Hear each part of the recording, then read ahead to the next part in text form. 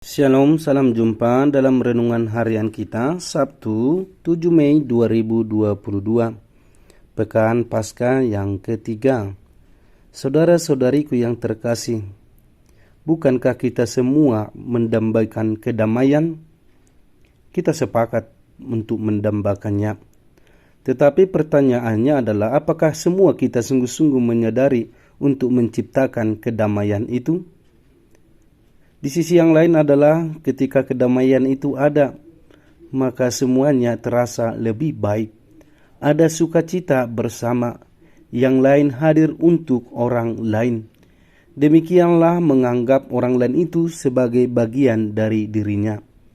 Apa yang dikisahkan dalam bacaan pertama hari ini, kita bisa melihat tak kala Saulus telah bertobat menjadi Paulus dan pewarta ulung di dalam pewartaan kabar sukacita kepada seluruh bangsa, ada begitu kedamaian yang dialami oleh orang-orang Kristiani, baik dari umat yang ada di Yudea, Galilea, dan juga Samaria.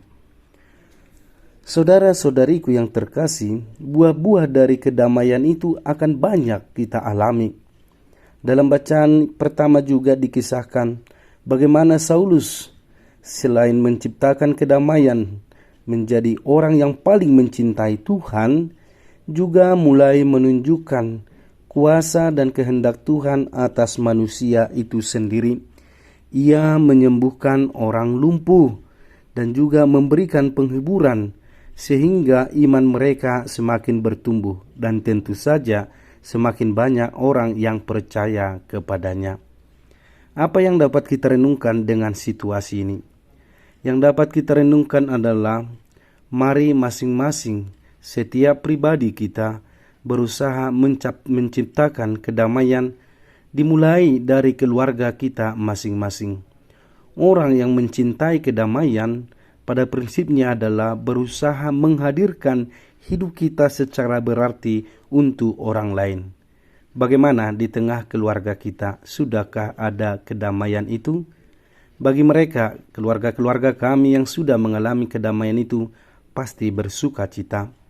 Tapi untuk keluarga-keluarga Kristiani yang belum sungguh-sungguh menciptakan kedamaian itu, mari kita kembali kepada hal yang mendasar, bahwa setiap manusia itu harus berbahagia di hadapan orang lain, terlebih di hadapan orang-orang yang dicintai, baik di hadapan ayah, ibu, dan juga anak-anak.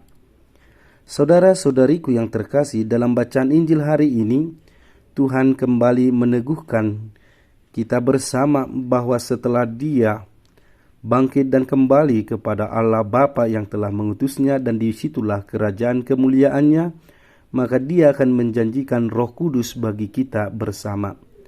Boleh kita merenungkan sebentar bahwa Roh Kudus itu adalah pemberi hidup bagi kita. Roh Kudus itu juga adalah penuntun kita kepada kebenaran. Maka dapat kita katakan, orang yang dipenuhi dengan Roh Kudus adalah orang-orang yang sanggup untuk mewartakan apa yang menjadi kebenaran. Dan orang yang dipenuhi dengan Roh Kudus akan menuntun kita kepada kebaikan-kebaikan. Oleh karena itu, permenungan kita bisa kita renungkan demikian. Bagaimana kita yang sudah dicurahi Roh Kudus? Kalau kita sudah dewasa, kita dua kali menerima pencurahan Roh Kudus. Yang pertama melalui baptisan, yang kedua melalui krisma. Nah, pertanyaannya adalah, apakah kita sungguh menghargai kehidupan? Yang kedua, apakah kita senantiasa menyuarakan kebenaran yang adalah buah-buah dari Roh Kudus? Semoga kita semakin sanggup persemaian dari Roh Kudus untuk bertumbuh dan berkembang menyuarakan kebenaran, melakukan kebaikan-kebaikan.